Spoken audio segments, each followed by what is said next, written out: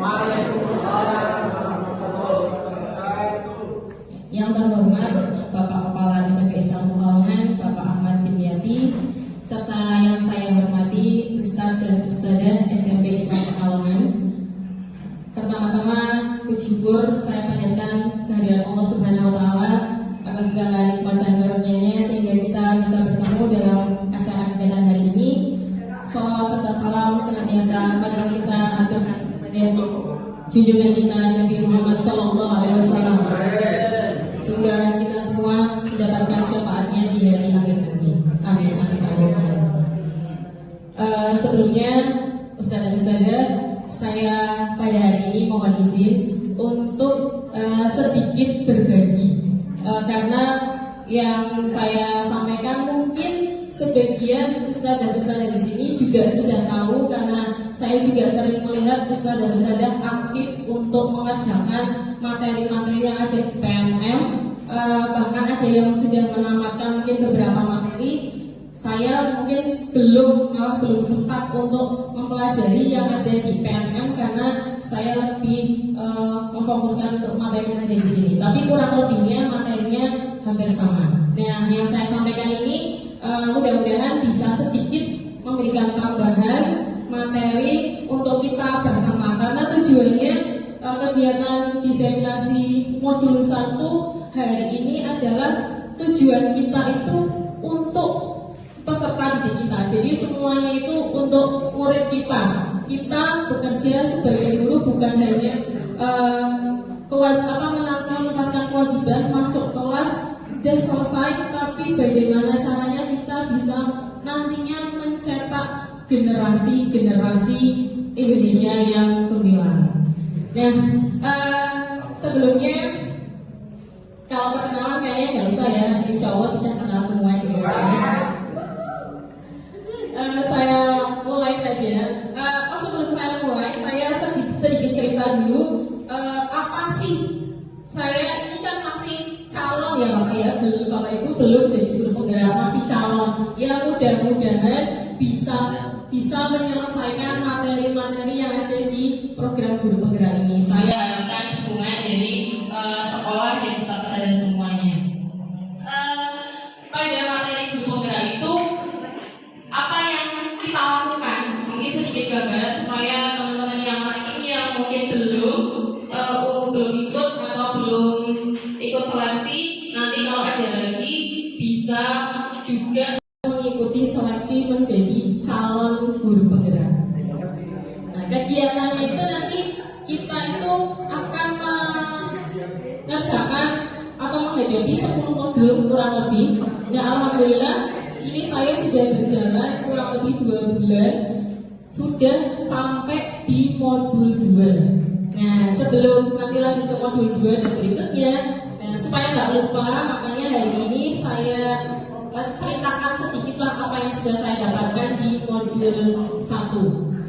Sebetulnya untuk kegiatan guru penggerak ini lebih tidak diharapkan tidak mengganggu kegiatan pembelajaran. Makanya kalau kita ada meeting atau Zoom meeting itu pelaksanaannya paling siang, lebih dari jam 12 supaya tidak mengganggu jam di kelas. Itu pun tidak setiap hari, hanya kalau satu modul itu ada modul 1 ini ada 1.1 sampai 1.4.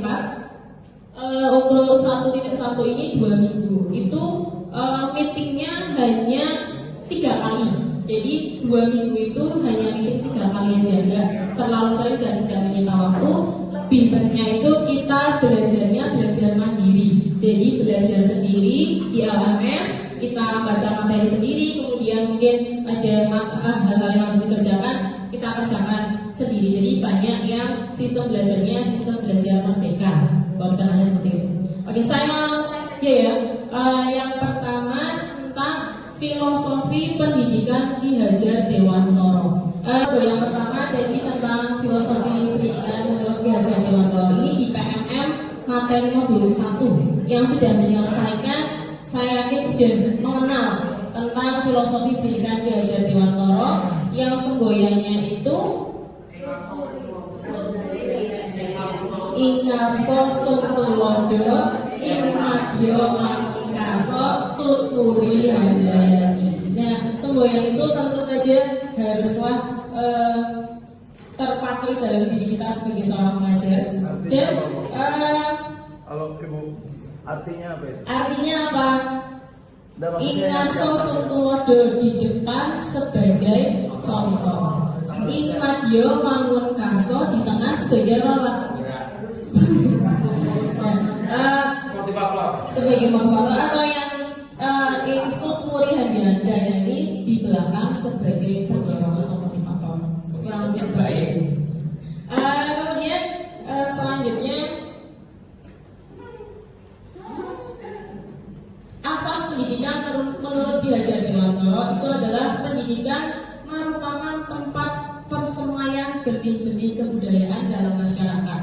Ki Hajar Dewantara memiliki keyakinan bahwa untuk menciptakan manusia Indonesia yang beradab, maka pendidikan menjadi salah satu kunci utama untuk mencapainya. Nah, yang perlu digarisbawahi di sini adalah pendidikan diartikan sebagai sebuah tuntunan dalam hidup tumbuhnya anak-anak. Jadi kalau mungkin selama ini kita masih sebagai seorang guru lebih banyak menuntut anak-anak. Anak-anak itu yang dianggap berhasil kalau sudah sampai KKM. Anak-anak itu yang dianggap baik itu harus taat terhadap semua aturan guru. Semua aturan yang dibuat guru, anak-anak itu harus nurut. Dan itu selama ini. Dan ternyata yang kita pahami selama ini masih mungkin dianggapnya kurang tepat. Karena harusnya sebagai pendidik itu kita tugasnya menuntun anak-anak didik kita. Menuntunnya seperti apa? Menuntunnya seperti tadi misalnya menjadi contoh atau teladan bagi anak-anak. Karena tujuan pendidikan itu adalah menuntun segala kodrat yang ada pada anak-anak agar mereka dapat mencapai keselamatan dan kebahagiaan yang setinggi-tingginya sebagai manusia maupun sebagai anggota masyarakat. Dan selama ini sudahkah kita refleksi apakah kita itu sudah membuat anak didik kita merasa bahagia? Apakah di kelas itu mereka masuk kelas itu senang? Apakah masuk kelas itu mereka berangkat sekolah itu karena merindukan guru-gurunya? Iya. Sudah atau belum kira-kira? Sudah. Kalau sudah ya alhamdulillah. Samsul apalagi dia. Jadi kalau memang selama ini mereka berangkat sekolah hanya karena ya sudah wajib berangkat sekolah, itu kan berarti belum ada motivasi dalam dirinya. Nah, tugas kita lah yang menciptakan suasana sekolah itu suasana yang menyenangkan, suasana yang berangkat sekolah itu kegiatannya ditunggu-tunggu oleh anak-anak karena pengen ketemu ustadz-ustadznya Ya, yang salam. Besok pulang jam 10.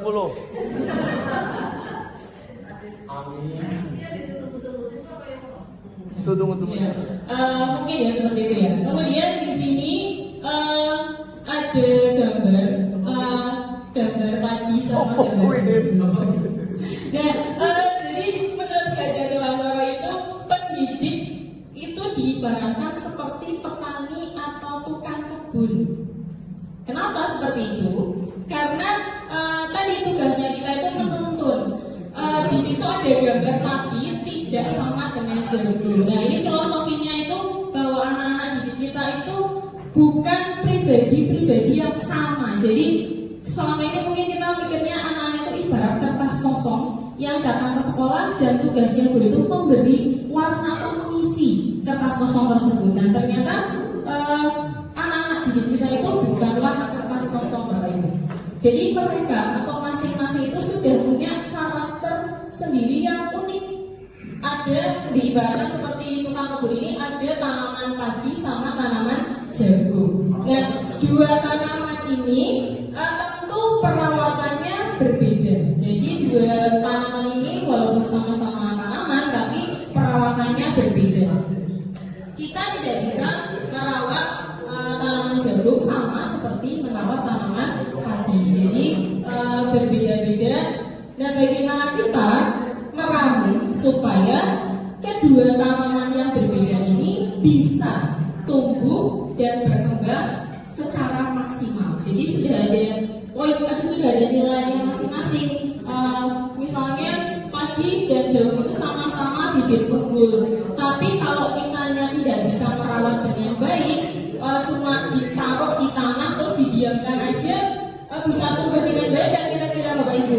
Enggak. Maka yang harus kita lakukan adalah merawat, memupuk, menyirami, dan menjaga. Nah, menjaga itu penting sekali, menjaga pengaruh-pengaruh misalnya dari hama supaya bisa betul-betul tumbuh menjadi tanaman yang berkualitas. Apalagi kalau pupuk organik SMP. Ya betul. Pokoknya pupuk organik. Kemenangan kopi capre. Nah, di sini ketika kita mengajar atau masih berkaitan dengan filosofi ajar Dewantara tadi, ada pemahaman tentang kodrat alam dan kodrat zaman. Apa itu kodrat alam? Nah, kodrat alam bahwa kita ketika mengajar di kelas tentu saja anak-anak dari Kota Pekalongan beda dengan anak-anak misalnya dari daerah yang lain. Nah, misalnya ketika kita mengajar di kelas tentu saja materi yang kita sampaikan bisa juga kita sesuaikan dengan kodrat alam kita. Contohnya yang paling mudah saya sendiri aja ya. Misalnya saya mengajarkan anak-anak untuk membuat cerpen. Nah, ketika membuat cerpen itu bisa nggak dikaitkan dengan kodrat alam? Tentu bisa.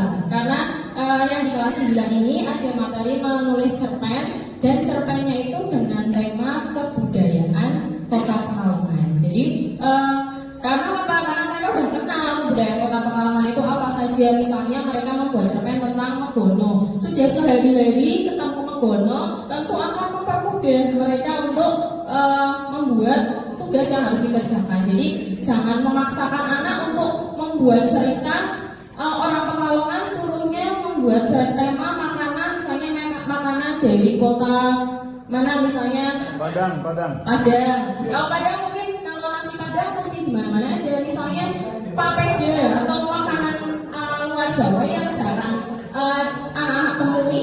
Nah, itu akan membuat mereka kesulitan. Jadi harus mempertimbangkan kodrat alam yang ada di sekitar kita ketika nanti kita menyampaikan materi kepada anak-anak.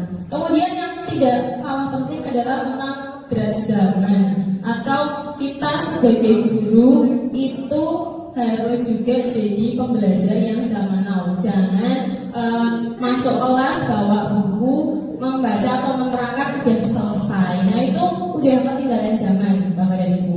Nah, kita harus juga menerapkan atau memahami tentang kodrat zaman. Jadi terutama biasanya berkaitan dengan IT. Kalau anak-anak lebih suka, mungkin kalau sebagian saya juga sudah pernah memakai tayangan atau menyetelkan film atau membuat tayangan yang menarik. Nah, itu saya rasa jauh lebih menarik untuk anak-anak supaya anak-anak juga tidak bosan ketika belajar di dalam kelas. Nah, itu yang perlu juga kita kembangkan. Apakah kita sudah menerapkan hal seperti ini di kelas? Mungkin kita masing-masing bisa merefleksi apa yang sudah kita laksanakan itu. Belum. Mungkin ada yang sudah, ada yang masih belum ya. Bukan masih, Bu, belum. Oh, belum. Oke. Ini sekilas saja kegiatan pembelajaran sesuai filosofi Ki Hajar Dewantara yang sesuai dengan kodrat zaman dan berpihak kepada murid. Itu yang penting ya, berpihak kepada murid atau berpusat kepada peserta didik. Jadi selama ini kalau tadinya itu yang sering ngajar itu kita, ngomong materi di kelas itu kita, dan sekarang kita udah yang menyiapkan materi anak didik, kemudian yang menerima juga anak-anak. Ya, jadi di sini dalam praktek saya yang pertama ini anak-anak mendapatkan sebuah materi. Nah, materinya itu saya tidak menyampaikan secara lengkap. Jadi saya hanya menyampaikan subtemanya saja. Nanti masing-masing kelompok itu saya minta untuk mencari sendiri materinya. Jadi silakan cari materi di Google atau di internet. Nah, kemudian setelah menemukan materinya, mereka saya minta juga untuk membuat tayangan. Jadi dalam bentuk PowerPoint atau dalam bentuk Canva. Nah, hasilnya itu ternyata walaupun ini masih kelas 7, mereka semua mampu Bapak Ibu menemukan materi yang diharapkan. Karena apa yang diharapkan itu mereka sudah bisa untuk menemukan materi sendiri, kemudian juga sudah bisa menyampaikan kepada teman-temannya, dan bisa juga membuat tayangan yang menarik. Jadi anak-anak kita itu sebetulnya sudah canggih-canggih. Jadi jangan sampai kita melewatkan kemahiran mereka, kehebatan mereka, karena kita terpaku dengan sesuatu yang masih konvensional, cuma ngajar aja ngomong selesai. Ayo kita kembangkan atau munculkan bakatnya anak masing-masing. Nah ini nggak usah lihat sayanya, saya tunjukkan yang anaknya aja presentasi. Kok tahuan? Saya gini lo tahu. Alhamdulillah kan guru TK ini berperan itu. Iya. Nah ini ketika anak sedang presentasi, jadi mereka materi itu nyari sendiri, terus membuat tampilannya juga membuat sendiri. Mereka bisa belajar secara mandiri kalau itu.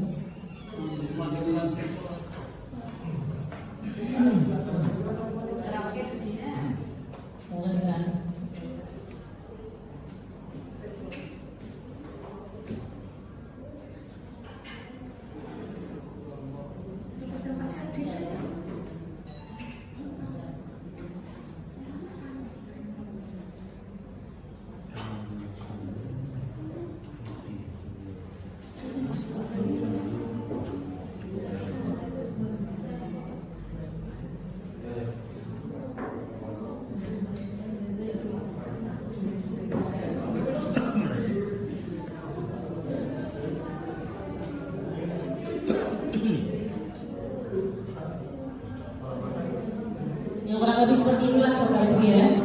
Nanti kalau mau lihat jelasnya bisa saya tunjukkan.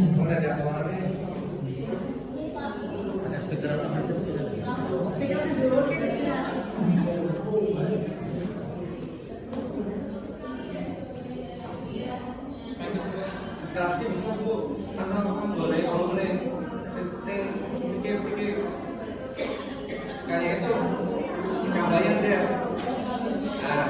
Abi, wes,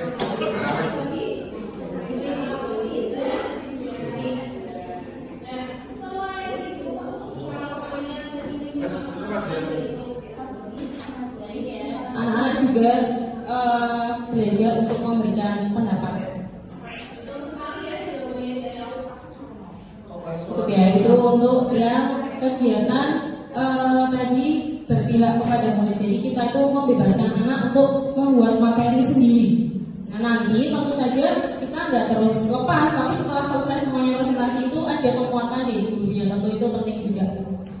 Yang kedua itu modul 1.2, materinya tentang nilai dan peran guru penggerak. Walaupun ini materinya nilai dan peran guru penggerak judulnya, tapi sebetulnya secara umum nilai dan peran kita sebagai seorang guru. Nah sebelum ada videonya kayak gini ya. ini apa tiga? Dia apa nggak? Oh ya. Nah ini ya ada 5 nilai guru, atau kalau saya ngomong guru penggerak nanti yang suruh punya ini cuma guru penggerak enggak, tapi semuanya harus memiliki nilai-nilai ini sebagai seorang guru. Yang pertama adalah mandiri. Seorang guru itu harus mandiri. Maksudnya bagaimana mandiri? Mandiri itu berarti punya daya mampu untuk mengerjakan setiap hal yang harus disampaikan secara sendiri. Jadi nggak bergantung pada orang lain. Kemudian kita mungkin, atau selama ini saya sendiri kalau mengikuti seminar atau pelatihan itu nunggu diperintah oleh pimpinan. Nah mulai sekarang kurangi atau hindarilah yang seperti itu. Jadi untuk pengembangan ini nggak harus menunggu diperintah oleh pimpinan. Jadi mandiri, cari ilmu sebanyak-banyaknya. Demikian juga mungkin dengan guru penggerak ini atau program calon guru penggerak ini, kita tujuannya itu untuk mencari ilmu. Itulah. Cuma kalau melihat yang lainnya nanti malah takut. Tapi tujuannya cari ilmu aja. Mudah-mudahan bermanfaat ya. Kemudian yang berikutnya selain mandiri, seorang guru juga harus inovatif. Jadi pembelajarannya seperti yang sudah saya sampaikan tadi, nggak monoton cuma di dalam kelas. Mungkin kita bisa juga ngajak anak untuk belajar di luar kelas atau menggunakan praktek-praktek yang menarik supaya anak-anak itu tertarik untuk belajar, atau menggunakan media pembelajaran atau alat peraga. Saya rasa beberapa guru di sini juga sudah mempraktekkan yang menggunakan alat peraga supaya lebih menarik. Kemudian kolaboratif, tentu kita di lingkungan sekolah tidak bekerja sendiri, jadi perlu adanya kolaborasi antara semua pihak, baik guru, kemudian juga tenaga pendidikan yang lain, peserta didik, dan tentu saja orang tua murid atau wali siswa. Jadi perlu ada kolaborasi dengan semua pihak supaya tujuan pembelajaran atau tujuan sekolah kita itu bisa tercapai. Yang berikutnya adalah reflektif. Reflektif itu berarti kemampuan untuk menilai apakah yang kita lakukan itu sudah baik atau belum. Kalau belum, apa yang perlu diperbaiki. Nah itu nilai dalam bagian reflektif. Yang terakhir, yang paling penting adalah berpihak pada murid. Sudahkah kita selama ini berpihak kepada murid? Sudahkah kita ketika masuk kelas itu sudah mempersiapkan apa ya yang dibutuhkan oleh peserta didik saya? Apa ya yang bisa membuat peserta didik saya itu semangat kalau belajar dengan saya? Dan paling nilai yang tadi kita merefleksi apakah sudah kita melakukan semua itu. Nah, kalau belum ya mari kita bersama-sama, karena saya juga sama masih dalam tahap belajar.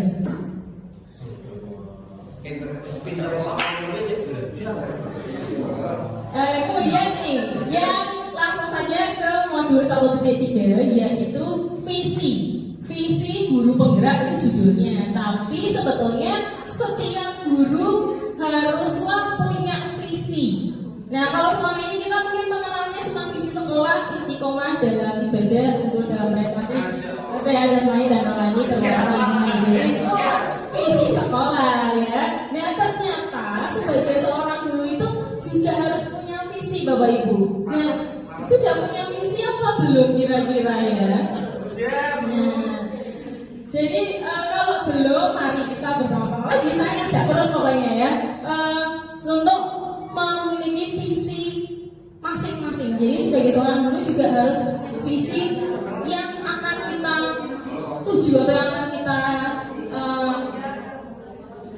yang akan kita capai itu apa sih? Nah, setelah ini saya punya sebuah tayangan biar nggak bosan dengan saya ngomong. Nanti kita cermati tayangannya bersama-sama.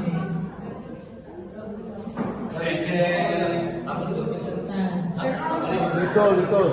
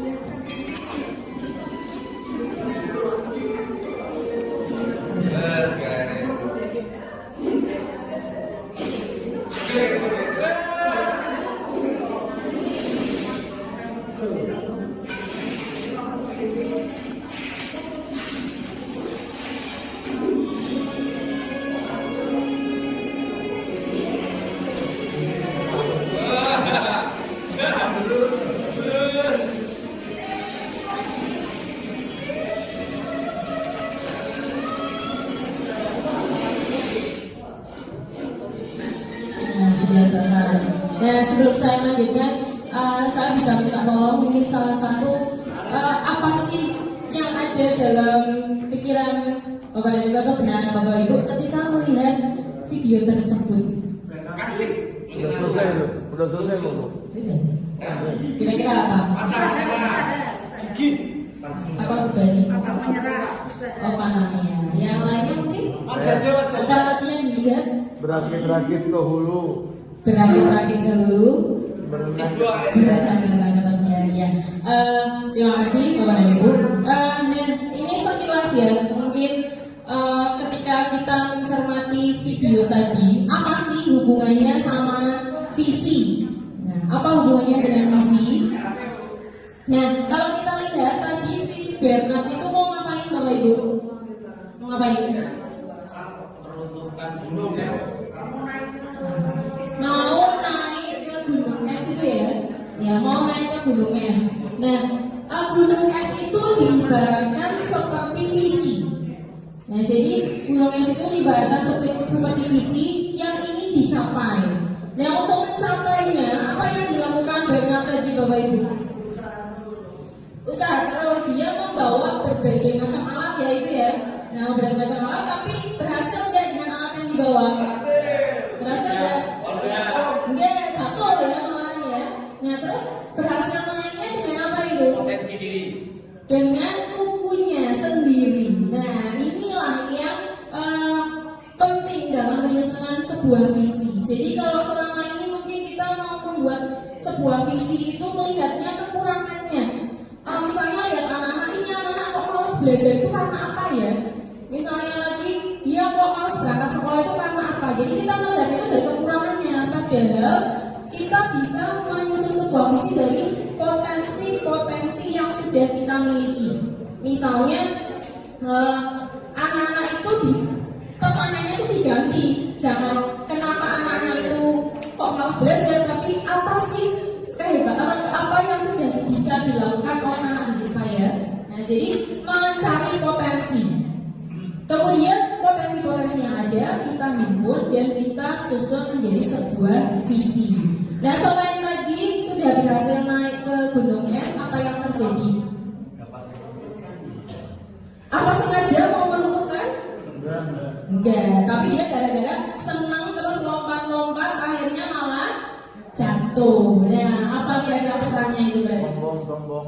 Ya, tidak boleh sombong atau nggak boleh lengah. Kalau visinya sudah tercapai, itu kita nggak boleh lengah. Jadi harus tetap waspada, harus tetap tenang dalam segala sesuatu. Jadi kalau berusaha berusuh nanti malah akhirnya mengalami apa yang dialami oleh Bernard tadi. Kemudian saya lanjutkan. Belum Bu, ada pertanyaan. Iya, Dari gimana? Bernard tadi. Apakah dia sudah mencapai gunung es apa belum? Sudah, tadi sudah sampai gunung es. Oh, Gimana? dia belum sampai. Oh, belum sampai. Dia sama Ibu dalam tayangan video tadi, dia hanya melihat gambar. Dia belum, dia harus membayangkan, dia melihat gambar bagaimana saya ingin mencapai gunung es tadi. Dia bayangan sehingga image-nya terbawa ke situ Bu. Mungkin bisa juga Oke, makasih. pola pikirnya seperti itu. Ya. Oke, terima kasih Ustaz. Saya lanjutkan ya. Jadi masih berkaitan dengan visi itu ada paradigma inquiry apresiatif. Nah, ini mungkin baru pertama dengar, saya juga baru pertama kali mendengarnya. Untuk pengertiannya, paradigma inquiry apresiatif itu sebuah filosofi landasan berpikir yang berfokus pada upaya kolaboratif menemukan hal positif. Nah, seperti yang saya sudah sampaikan tadi, jadi kita kalau mau menyusun sebuah visi jangan berfokus pada hal negatif yang kita punya, tapi fokusnya pada hal positif yang sudah ada. Nah, terus kita himpun menjadi sebuah visi. Contohnya, nah ketika materi ini saya juga diminta untuk membuat sebuah visi saya sendiri. Dengan panduan nanti ada tahapan bagja dalam inquiry apresiatif. Ada 5 tahapan. Yang pertama adalah buat pertanyaan utama. Jadi pertanyaan utamanya tentang apa yang akan saya lakukan. Kemudian ambil pelajaran mencari hal-hal positif tadi yang sudah ada di sekitar kita data hal-hal positifnya. Kemudian gali mimpi itu apa sih yang ingin kita capai dari rencana tersebut. Kemudian yang berikutnya jabarkan rencana. Nah, untuk mencapai mimpinya kita tentu saja butuh rencana. Kemudian yang terakhir atur eksekusi. Bagaimana caranya kita menjalankan rencananya. Untuk contoh-contohnya nanti bisa kapan-kapan saya tunjukkan contohnya. Nah, ini saya sampaikan contoh visi saja. Visi yang saya buat ialah mewujudkan peserta didik yang mandiri, kreatif, bernalar kritis sesuai dengan profil pelajar Pancasila. Karena ini masih sangat didengung-dengungkan ya Bapak Ibu, profil pelajar Pancasila. Kemudian dari visi ini apa sih perubahan yang ingin saya lakukan?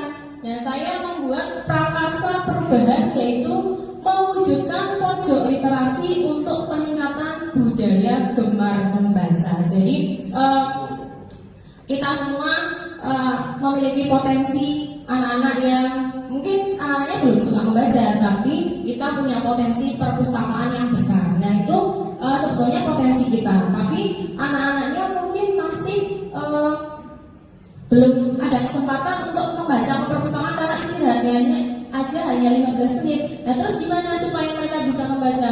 Nah, kita buat pojok literasi seperti di kelas ini juga sudah ada.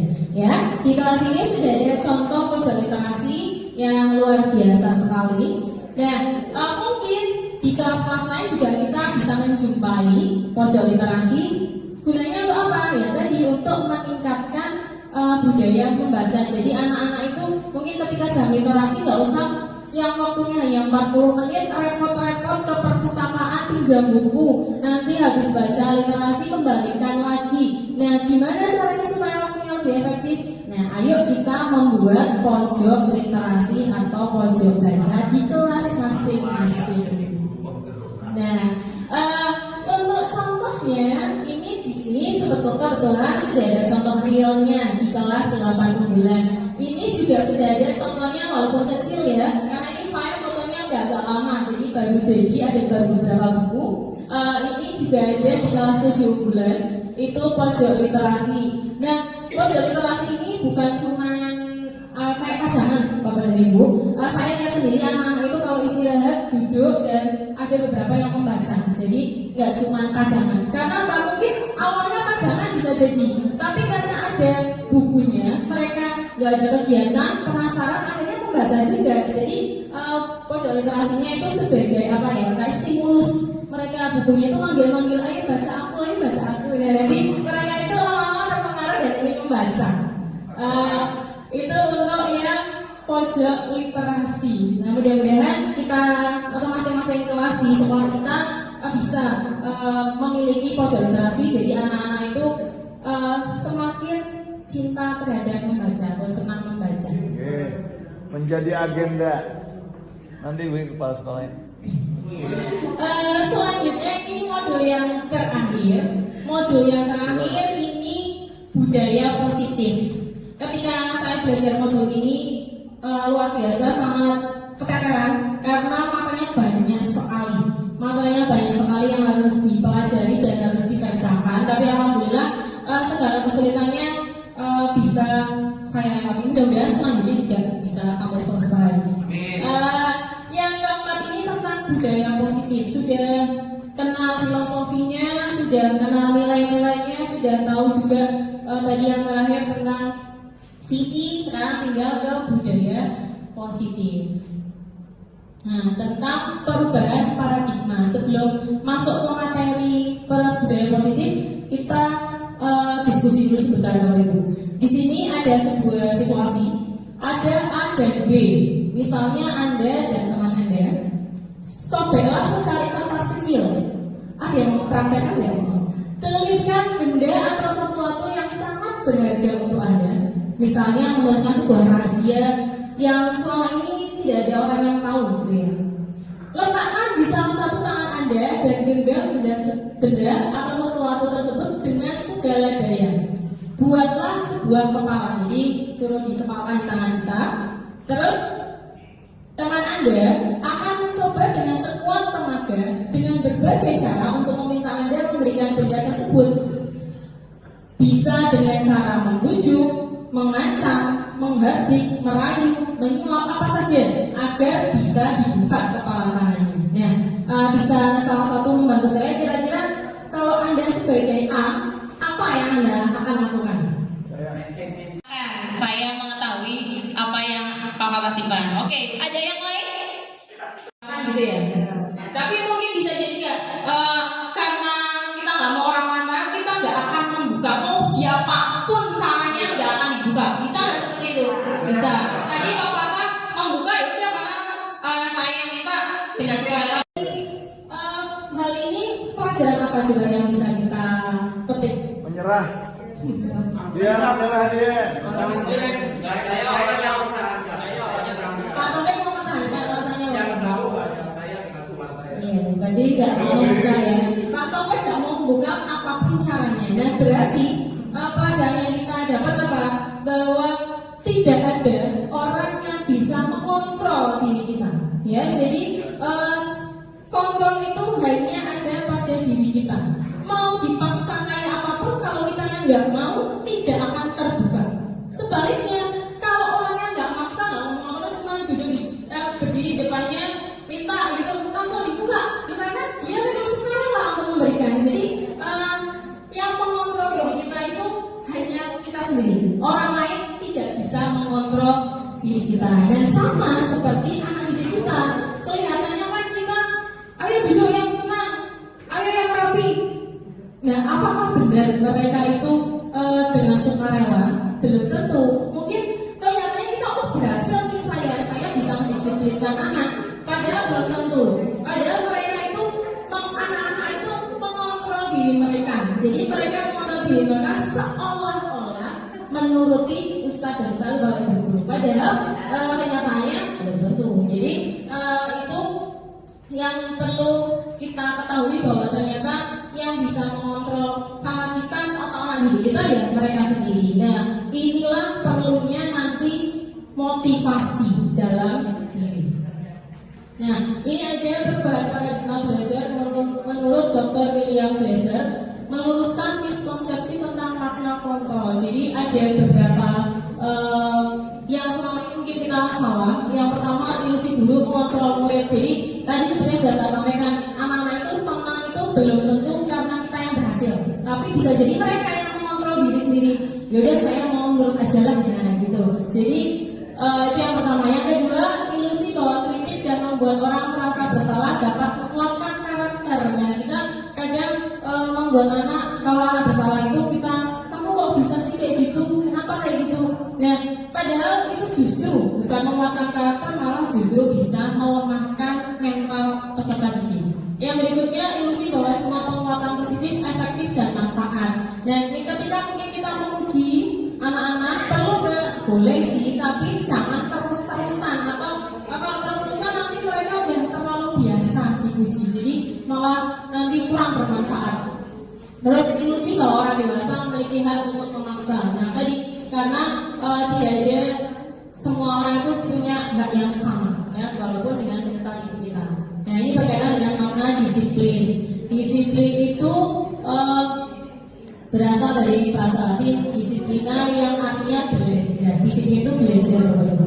Namun dalam budaya kita, makna kata disiplin itu berubah menjadi sesuatu yang dilakukan seseorang pada orang lain untuk mendapatkan kepatuhan. Dan selama ini seperti itu, mendisiplinkan itu berarti kalau anak nurut sama kita itu namanya disiplin. Padahal ternyata itu salah, ya. Karena disiplinnya nanti membuat anak itu merasa tidak nyaman dan tertekan. Nah, padahal tadi seperti yang di awal itu, guru itu atau pendidikan itu menciptakan anak yang selamat dan bahagia. Nah, kalau anak tertekan, bahagia dan kira-kira ya nggak bahagia tentu saja. Nah, terus ini nilai kebajikan universal, saya rasa udah semuanya hafal ya. Yang profil pelajar Pancasila beriman dan bertakwa, mandiri, bernalar kritis, berkebinekaan global, bergotong royong dan kreatif. Nah, kemudian tadi berkaitan dengan motivasi tadi, ada teori motivasi perilaku manusia. Ada 3. Yang pertama, untuk menghilangkan menghindari ketidaknyamanan atau hukuman. Jadi orang itu melakukan sesuatu cuma karena supaya nggak dihukum. Apa yang akan terjadi apabila saya tidak melakukannya? Nah, jadi melakukan sesuatu itu karena biar nggak dihukum aja, biar selamat gitu. Nah, terus yang kedua untuk mendapatkan imbalan dari orang lain. Dan apa yang akan saya dapatkan apabila saya melakukannya? Itu mungkin pertanyaannya biasanya. Yang ketiga, untuk ini yang harusnya ada dalam diri kita atau motivasi intrinsik, yaitu motivasinya untuk menghargai diri sendiri. Saya akan menjadi orang yang seperti apa bila saya melakukannya. Nah, selama ini mungkin saya dan kita semua dan saya sendiri juga misalnya menjadi guru itu apakah sudah memiliki motivasi intrinsik atau sekedar misalnya berangkat kurang dari jam 7 itu cuma sekedar untuk menghindari rumah atau mendapatkan imbalan saja atau tidak selama ini. Kalau kita mungkin saya sendiri mungkin masih belum ke tahap yang ketiga, masih kadang-kadang karena kemana-mana ya Bapak Ibu ya. Nah, selanjutnya kebutuhan dasar manusia. Kebutuhan dasar manusia ada 4. Yang pertama adalah kesenangan, cinta dan kasih sayang, kebebasan dan penguasaan. Nah, kadang-kadang ini kita menemukan anak didik yang bermasalah. Kadang bisa jadi masalahnya itu karena kekurangan atau kebutuhan dasarnya belum terpenuhi. Misalnya ada seorang anak yang berangkat ke sekolah setiap hari dibawain bekal oleh orang tuanya. Bekalnya setiap 1 minggu itu sama terus. Nah, akibatnya di sekolah itu dia sering mintain bekal teman-temannya. Nah, ketika dia mintain bekal teman-temannya, kira-kira dari cerita itu kebutuhan apa sih yang tidak terpenuhi atau yang ingin dia penuhi? Nah, misalnya karena dia itu suka mengganggu temannya, biar nanti dilaporkan ke guru BK. Nanti kalau lapor ke guru BK, nanti orang tuanya tahu. Jadi orang tuanya itu lebih perhatian ke dia. Nah, kira-kira kebutuhan apa itu yang ingin dia penuhi? Iya, cinta dan kasih sayang. Nah, misalnya lagi dia marah karena bekalnya itu setiap hari sama terus. Nah, kira-kira dia pengen apa? Kebebasan. Jadi pengen teman-teman yang lain yang lebih bebas. Kemudian misalnya dia ngerebut makanan temannya, biar teman-temannya pada takut sama dia. Nah, kira-kira kebutuhan apa yang dia ingin penuhi? Iya, dia pengen paling berkuasa. Nah, bisa juga misalnya dia minta seperti itu karena memang menyenangkan aja, bisa mengikuti mengambil makanan teman-temannya. Nah, itu berarti kebutuhan kesenangan. Jadi kadang-kadang anak-anak bermasalah yang kita temui itu karena hanya kurang, kebutuhan dasarnya belum terpenuhi. Selanjutnya tentang hukuman dan penghargaan. Penghargaan efektif jika kita menginginkan seseorang melakukan sesuatu yang kita inginkan dalam jangka waktu pendek itu. Jadi kalau kasih penghargaan itu efektifnya hanya jangka waktu pendek aja. Jadi harus perlu penting apa enggak perlu dikaji kembali. Kemudian jika kita menggunakan penghargaan lagi dan lagi, maka orang tersebut akan bergantung pada penghargaan. Terus jika kita mendapatkan penghargaan untuk melakukan sesuatu yang baik, maka selain kita senantiasa berharap mendapatkan penghargaan, kita pun menjadi tidak menyadari tindakan baik yang kita lakukan. Jadi hanya berfokus pada hadiah dan hadiah. Nah, ini yang penting juga berkaitan dengan posisi kontrol. Sebagai seorang guru, kita berada di posisi kontrol yang mana? Nah, ada 5 posisi kontrol. Yang pertama adalah pemberi hukuman. Nah, dari namanya aja pemberi hukuman, berarti guru itu senang ngasih hukuman. Mau ketika anak melakukan kesalahan itu langsung dimarahi, diberi hukuman yang kadang-kadang mereka nggak tahu hukumannya, kok tiba-tiba suruh lari di lapangan atau misalnya disuruh sesuatu yang tidak ada dalam peraturan atau kesepakatannya. Kemudian bisa juga posisi sebagai pembuat rasa bersalah. Ini kita sering melakukan ini. Misalnya ketika anak tidak mengerjakan PR atau tidak mendengarkan kita ketika mengajar. Terus kita ngomong gini, anak-anak kok mendengarkan sih. Saya sudah capek dari tadi ngomong dari kelas 7, kelas 8, sekarang kelas siang sudah capek. Kamu nggak kasihan sama saya? Nah, pernah nggak kayak gitu? Nah, kalau seperti itu namanya kita masih di posisi membuat rasa bersalah. Nah, boleh nggak seperti ini? Tentu saja nggak boleh, Bapak Ibu ya. Jangan kita membuat anak didik kita jadi merasa bersalah, kasihan, minta dikasihani gurunya. Nah, itu jangan. Kemudian yang berikutnya posisi teman. Nah, mungkin kalau ini sering ya kita lakukan ya. Kayaknya lebih asik sih guru itu juga sebagai teman cerita, teman curhat, atau ngobrol sama anak-anak, ketawa-ketawa sama anak-anak. Nah itu bisa nggak? Bisa, boleh. Posisi teman itu masih bisa, namun ini juga perlu hati-hati karena posisi teman itu bisa menjadi positif dan bisa jadi negatif. Nah, posisi teman positif kalau kita tetap bisa mengontrol batasan kita dengan peserta didik kita. Kemudian positifnya kalau kita masih tetap pokoknya nggak terlalu friend banget lah sama anak. Nah, negatifnya kalau udah mau friend banget sama anak, nanti suatu ketika kalau kita nggak nolong mereka punya perasaan kok Bu atau Pak ini kok nggak friend lagi sih sama aku gitu, kok nggak care lagi sih, nggak asik lagi sih sama aku. Nah itu nanti akan menimbulkan perasaan yang merusak perasaan anak didik kita. Jadi teman boleh, tapi harus tahu batasannya atau harus ada batasannya.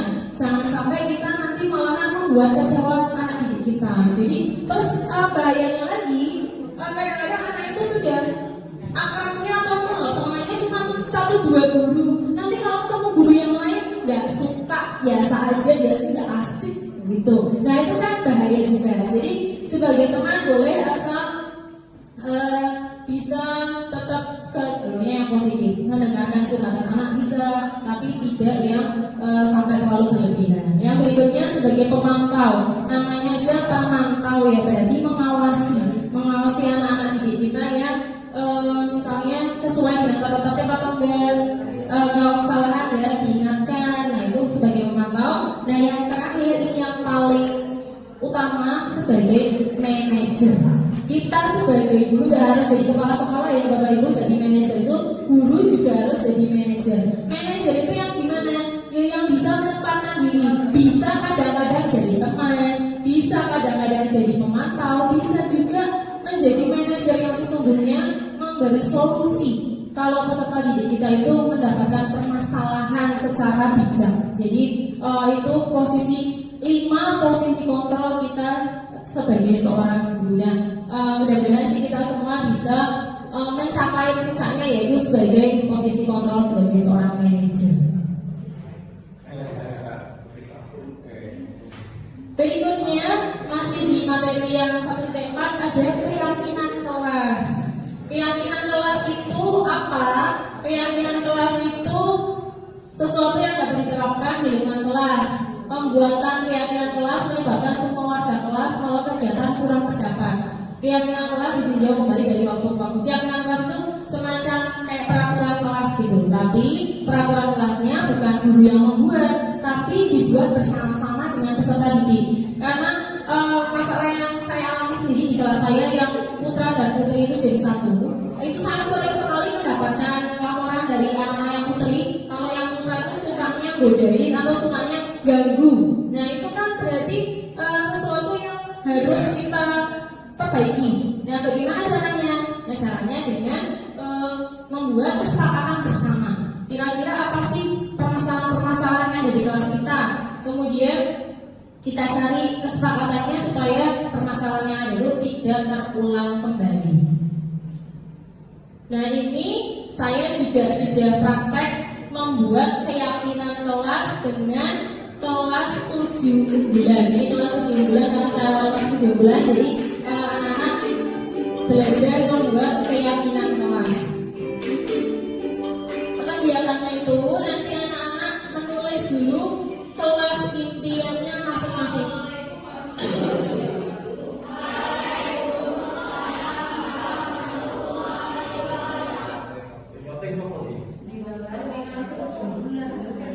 Jadi anak-anak itu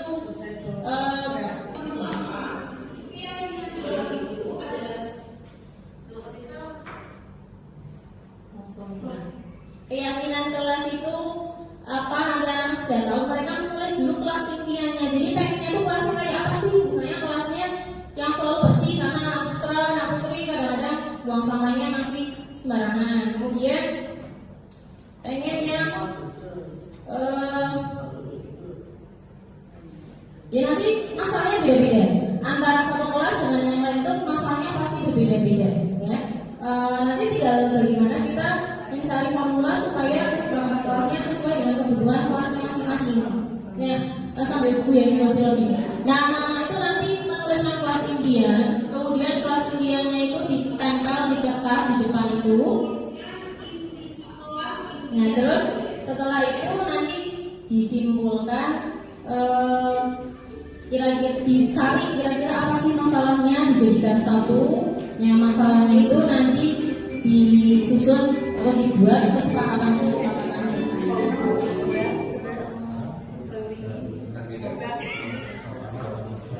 Saya ingat tidak nanti.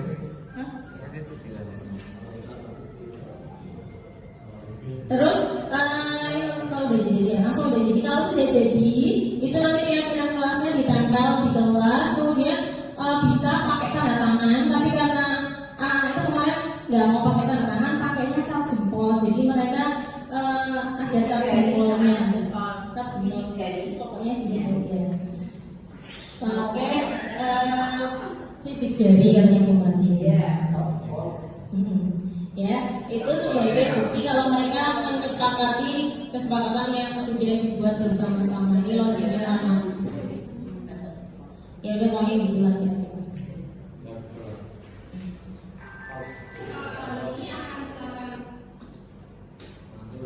Oke ya. Nah, berikutnya ada lagi istilah segitiga restitusi. Apa itu restitusi? Restitusi itu salah satu cara menanamkan disiplin positif pada murid sebagai bagian dari budaya positif di sekolah. Nah, di sini segitiga restitusi ada tiga ya. Yang pertama ada validasi tindakan yang salah. Jadi ini kembali ke tadi fungsi kontrol sebagai manajer. Itu kita bisa melakukan 3 kegiatan. Yang pertama adalah validasi tindakan yang salah. Mencari tahu mengapa anak itu melakukan kesalahan tersebut, itu kenapa alasannya. Kemudian yang berikutnya menstabilkan identitas. Jadi ketika anak melakukan kesalahan, kita itu jangan ngejudge anak kamu pembuat masalah, tapi hanya menyadarkan bahwa setiap orang itu ya pasti pernah melakukan kesalahan. Terus bagaimana caranya untuk memperbaiki diri supaya menjadi lebih baik. Dan yang terakhir adalah menanyakan keyakinan. Nah tadi karena sudah membuat keyakinan kelas atau keyakinan yang di sekolah, yang kira-kira masih ingat nggak keyakinannya? Nah itu menanyakan keyakinan itu bagian dari segitiga restitusi. Jadi ketika kita menghadapi sebuah permasalahan, nggak serta-merta anak itu langsung dihukum, tapi dicari tahu dulu permasalahannya. Nah ini ada praktek juga, praktek segitiga restitusi.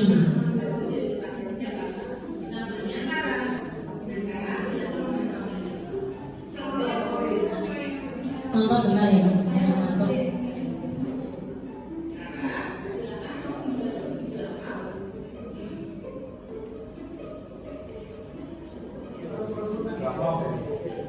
Ini contoh praktek segitiga restitusi.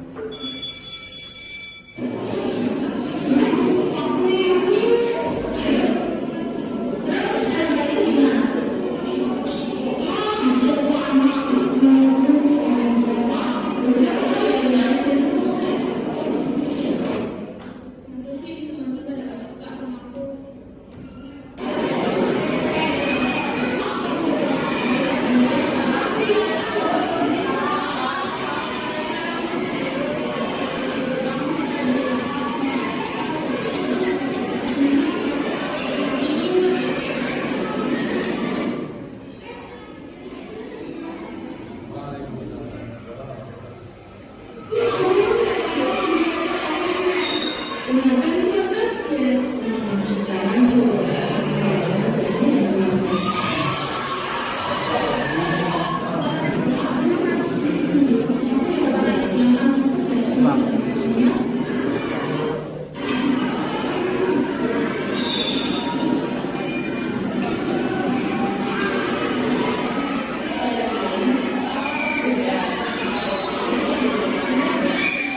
nggak berisik karena ada futsal yang besar, jadi berisik sekali. Dan ini ada kegiatan validasi tindakan. Jadi kita menanyakan dulu kenapa sih kok si Yasmin itu suka puas utara, jadi ditanyakan. Kemudian Yasminnya menyampaikan alasan kenapa dia suka utara. Itu validasi tindakan. Terus kemudian tadi ada yang kedua itu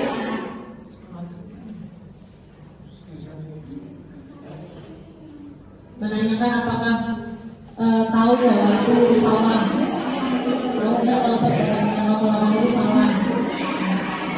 Kemudian nanti ada yang terakhir menanyakan keyakinan.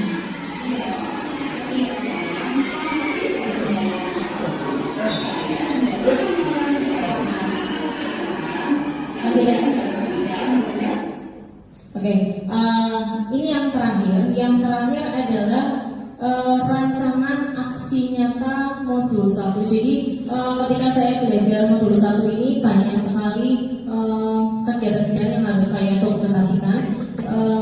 Mulai dari tadi contoh-contoh kegiatan belajar di kelas, dan yang terakhir di modul 1.4 ini adalah diminta membuat rancangan aksi nyata. Nah, rancangan aksi nyata saya judulnya itu adalah implementasi budaya positif dalam upaya menggali kemampuan menulis cerpen dengan media flipbooks yang di kelas 9 SMP Islam Pekalongan. Jadi materi kelas 9 itu ada kegiatan menulis cerpen. Nah, kalau selama ini anak-anak itu menulis cerpen, sebenarnya saya udah bercita-cita dari dulu. Itu ketika anak-anak menulis cerpen, saya bukukan gitu. Tapi saya udah minta filenya dari 2 tahun terakhir tidak terrealisasi.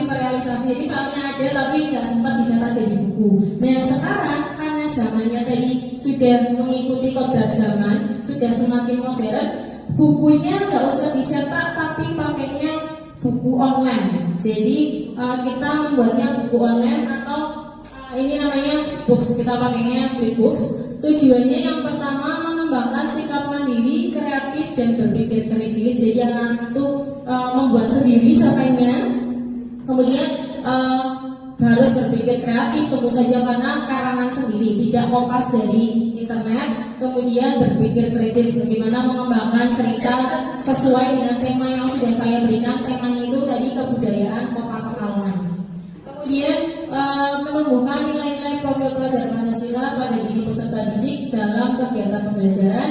Yang terakhir adalah menumbuhkan motivasi intrinsik murid untuk disiplin diri, karena tentu kita ketika memberi tugas ada deadline-nya. Nah, itu melatih mereka untuk disiplin dan menerapkan nilai-nilai profil pelajar Pancasila. Ini sudah ada hasilnya juga, flipbooks-nya dari anak kelas 9 sebentar.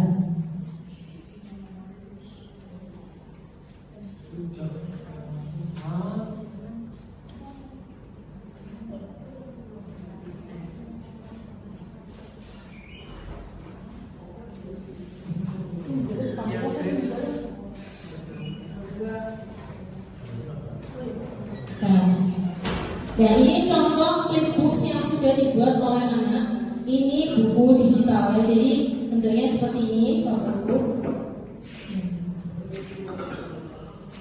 Ini karya, ini berkelompok, jadi dalam satu flipbook itu ada 5 cerita pendek. Nah, ya, bentuknya seperti buku tapi digital. Ini karya dari kelas 93. Ya, jadi ya ini anak yang membuat sendiri dari Canva. Saya yakin semuanya sudah mengenal Canva ya Bapak Ibu. Nah, belum. Nanti yang belum belajar dulu Canva.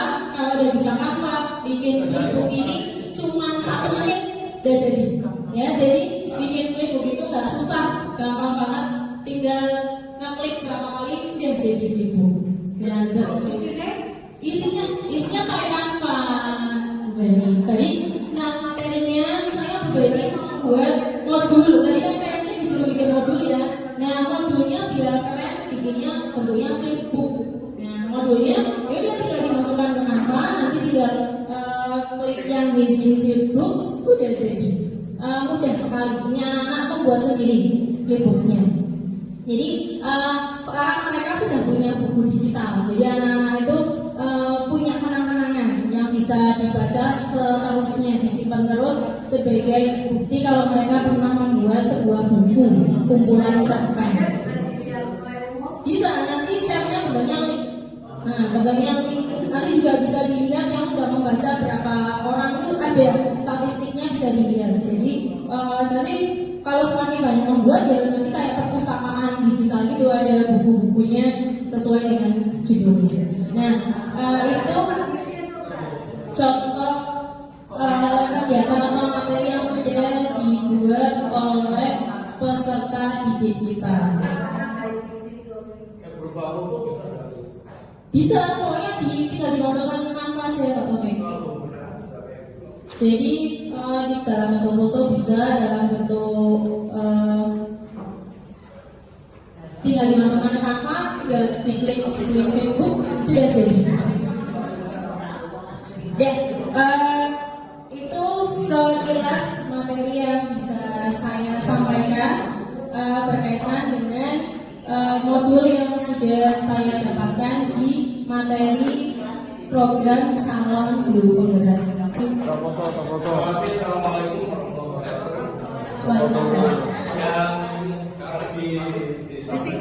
Kita itu dari judul awal itu antara padi dan tidak sama dengan jagung. Ini kebetulan saya kemarin mengikuti seminar ya, Dirjen PAUD dan Disdakmen itu kebetulan awalnya mempraktikkan mengisi model seperti itu. Jadi sehingga saya katakan ini Budina itu sama dengan Dirjen PAUD ini. Gitu. Tapi bedanya kalau Dirjen PAUD mungkin tidak mempraktekkan, tapi kalau Budina sudah mempraktekkan gitu. Lo yang belum jelas. Gitu ya. Nah, pertanyaan saya tadi ada kegiatan-kegiatan yang macam-macam itu. Termasuk tadi asesmennya gimana gitu, penilaiannya bagaimana, apakah setiap ada kegiatan membuat anak perlu semacam reward atau semacam nilai itu butuh anak memberikan salah satu untuk membangun motivasi itu adalah nilai. Anak yang aktif dengan anak yang tidak aktif seperti tadi saya sudah kebetulan waktu makan juga di kelas 9 saya baca tentang yang ada di tempelan mading di tembok kelas itu bukan kelompok tapi sudah menulis keperorangan termasuk membuat pantun dan sebagainya. Ini sangat bagus sekali kreatif dari anak, perorangan di anak ini. Tapi apakah itu diberi asesmen, diberi penilaian kepada anak-anak seperti itu? Jadi adanya supaya berpengaruh kepada mereka yang tidak aktif gitu, yang tidak aktif biar aktif gitu. Itu aja Bu Dina, terima kasih. Ya, maaf ya Bu Tommy. Terima kasih pertanyaan Pak Tommy. Untuk yang berkaitan dengan yang ada di kelas 7 bulan itu pojok informasi atau kreasi pojok karya ya Pak Tommy ya. Nah pojok karya, memang kebetulan kalau pojok karya itu belum tidak ada kegiatan penilaiannya karena kan itu hanya istilahnya kreativitas sebagai wali kelas atau sebagai guru bahasa Indonesia sebagai wali kelas. sebagai wali kelas. Yes. Untuk yang paparan karya itu sebagai wali kelas, tapi memang rencananya itu nanti kalau bisa ada penjadwalan, jadi gantian. Mungkin setiap sebulan sekali ada yang ngisi, rencananya seperti itu. Mungkin tapi tinggal eksekusinya aja yang belum dipraktekkan. Saya rasa cukup ya. Terima kasih atas perhatiannya. Saya akhiri. Wassalamualaikum warahmatullahi wabarakatuh.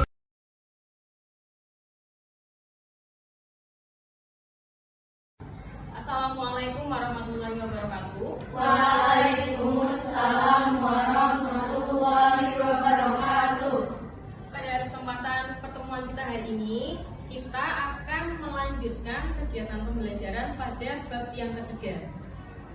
Pada pertemuan yang lalu, kita sudah belajar apa aja tentang cerpen?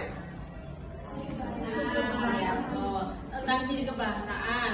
Selain itu, kalian juga sudah belajar tentang struktur dan belajar juga tentang unsur intrinsik cerita pendek. Dan selain mempelajari unsur intrinsik, kalian semua juga sudah praktek untuk menganalisis unsur intrinsik cerpen, bahkan sudah melakukan presentasi.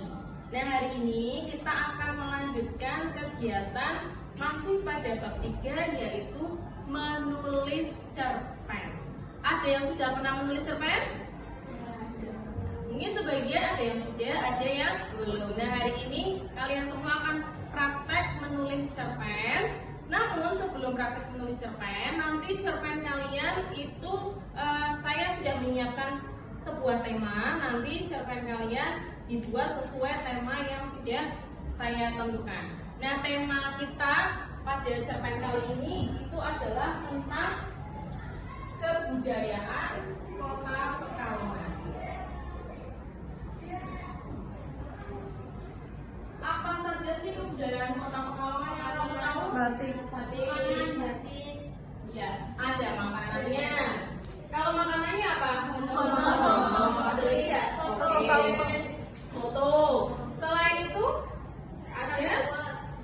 Selain makanan, budayanya apa lagi? Pakaian, yaitu apa? Yang biasa dikasih Pekalongan itu batik. Nah, kemudian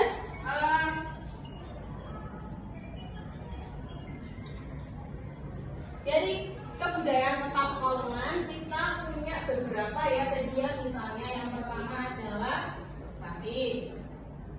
Kemudian kebudayaan berupa makanan yaitu bisa gonong atau lopes, soto ya. Nah, bisa juga apa selain batik dan makanan? Bisa juga misalnya tradisi yang ada di Pekalongan. Nah, misalnya apa? Tahlilan, atau kalau enggak pernah enggak daftar sawalan? Pernah enggak ikut sabbanan? Atau pernah enggak ikut udi-udian? Nah, pernah enggak? Nah, ini beberapa contoh tradisi yang ada di Kota Pekalongan. Nah, nanti silakan kalian pilih dari subtema yang ada. Cerpen kalian pilihlah atau yang mengandung subtema yang sudah kita tentukan di sini. Nanti kalau kalian sudah menentukan subtema yang dipilih, silahkan berkelompok. Satu kelompok 5 anak.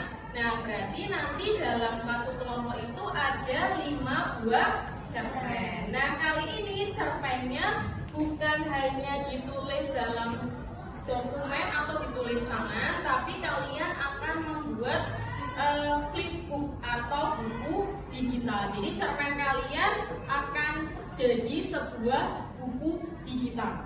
Ya. Nah, untuk pertemuan kali ini kita mulai dengan berkelompok terlebih dahulu. Silakan kalian berkelompok sesuai dengan subtema yang sama. Jadi satu kelompok itu harus memilih subtema yang sama. Nanti silakan kembangkan ceritanya dengan imajinasi kalian masing-masing. Ada pertanyaan sampai di sini?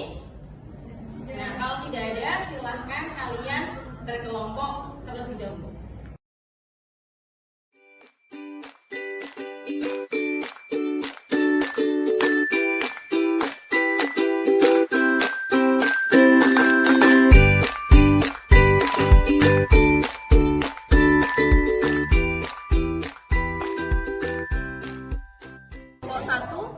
Memilih tema tentang apa? Kami memilih tema tentang makanan tradisional Pekalongan karena kami suka menggono. Baiklah, silahkan lanjutkan membuat cerpennya ya. Sekarang kita akan belajar membuat flipbook dengan menggunakan aplikasi Canva. Semuanya sudah kenal aplikasi Canva ya? Ya. Kalau sudah, silahkan kalian buka Canva dari perangkat komputer kalian masing-masing.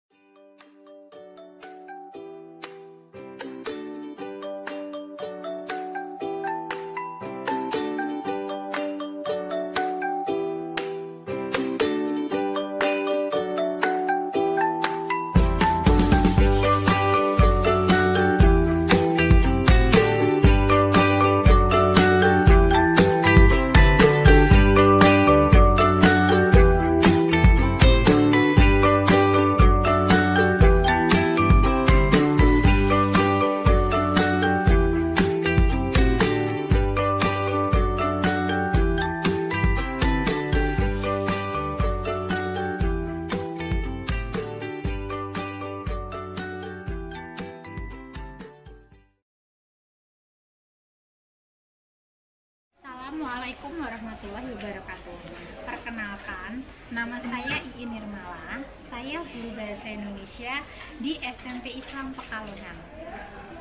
Saya adalah rekan guru sejawat dari Ibu Kasuna Diana, perwakilan dari Kota Pekalongan. Menurut saya, setelah saya mengikuti pembelajaran yang sudah diajarkan oleh Ibu Dina, pembelajaran tersebut adalah pembelajaran yang sangat menarik karena dapat meningkatkan kreativitas anak dalam menggunakan imajinasinya ketika menulis cerpen yang kemudian dituliskan di kanvas dan dialihkan ke flipping book. Penggunaan teknologi tersebut membuat peserta didik lebih kreatif dan lebih menarik dalam pembelajaran. Terima kasih. Wassalamualaikum warahmatullahi wabarakatuh. Nama saya Fatimah dari kelas 93. Menurut saya, kegiatan pembelajaran kali ini sangat menyenangkan karena kami diajak untuk membuat sebuah karya melalui buku digital. Perkenalkan, nama saya Karanoya dari kelas 93. Menurut saya, pembelajaran yang diajarkan oleh Bu Dina kali ini tentang menulis cerpen itu sangatlah menarik karena selain menulis cerpen, kita juga diajar untuk membuatkan buku digital atau flipbook. Dalam buku ini, kita menjadi lebih kreatif dan saya merasa senang karena